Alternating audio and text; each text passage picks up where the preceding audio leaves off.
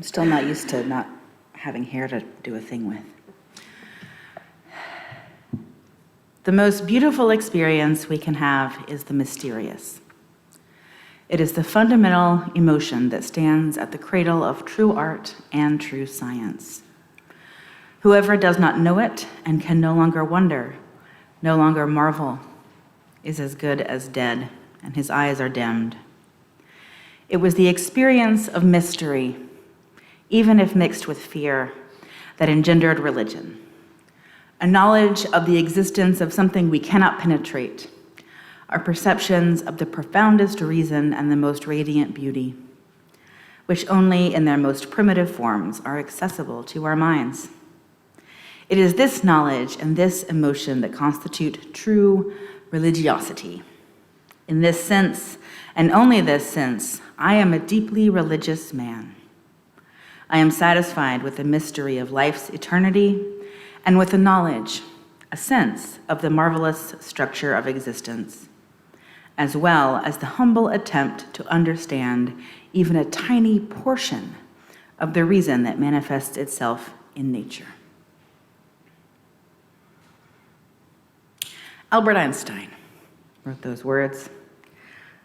One of the things I love about Einstein is that he never saw a dichotomy between the world of the religious and the mystical and the world of science, perhaps because he had delved so deeply into that realm that he began to touch the mysterious underpinning of the cosmos as well.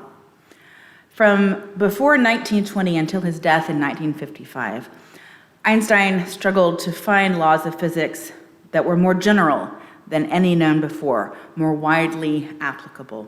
In his theory of relativity, the force of gravity had become an expression of geometry of space and time. The other forces in nature, like electromagnetism in particular, had not been described in such relational terms that described the whole. But it seemed likely to Einstein that electromagnetism and gravity could both be explained as aspects of some broader mathematical structure. The quest for such a structure, what he called a unified field theory that would unite electromagnetism, space, time, and gravity all together, occupied more of his years than any other activity. Over the years, Einstein proposed unified field theories in various mathematical forms over and over, and flaws were detected one by one, usually by Einstein himself. Undiscouraged, he would try new formulations only to see them fail in turn. Sooner or later, most of the other scientists who had joined in the search gave up, but Einstein kept on searching. He also recognized that he might not find this more complete theory, as he called it, but he was convinced that someday somebody would find it. I cannot, he admitted, base this conviction on logical reasons. My only witness is the pricking of my little finger.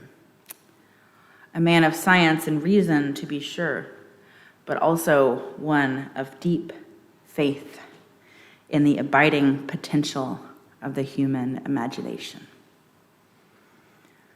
Some months before Albert Einstein's death in April of 1955, an editor of Life magazine named William Miller visited the famous scientist at his home in Princeton, New Jersey, along with William Miller's son, Pat, who idolized Einstein and was a budding young scientist.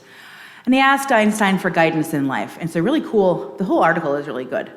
But in part, this was his response. The important thing is not to stop questioning. Curiosity has its own reason for existing. One cannot help but be in awe when contemplating the mysteries of eternity, of life, of the marvelous structure of reality. It is enough if one tries merely to comprehend a little bit of the mystery every day. The important thing is to not stop questioning. Never lose a holy curiosity.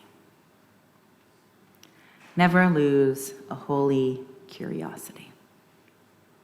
As Einstein described it, a holy curiosity was in part a spirit of humility an open-minded search for truth, and in part of that transcendental wonder that keeps our curiosity alive.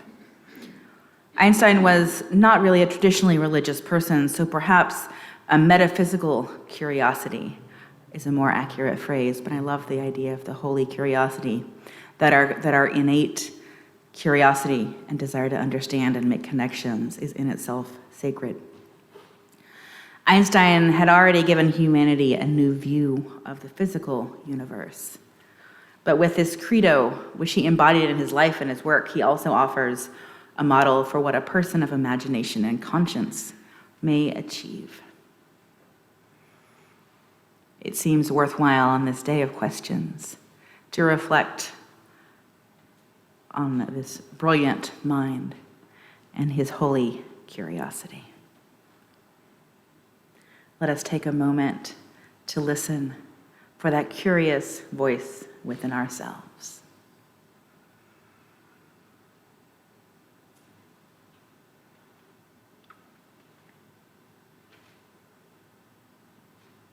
May we be good company to one another in our questions and in our journey.